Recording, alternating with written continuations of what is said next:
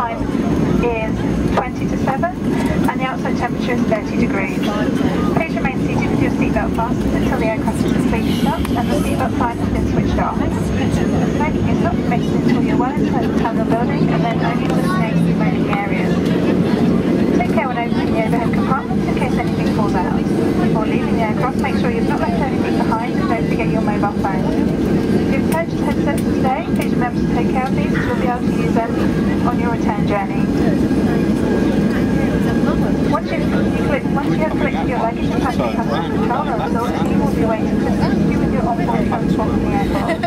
If you've booked a transfer with us and have since decided to make your own transport arrangements, just let one of the airport team know so that we can avoid unnecessary transfer delays.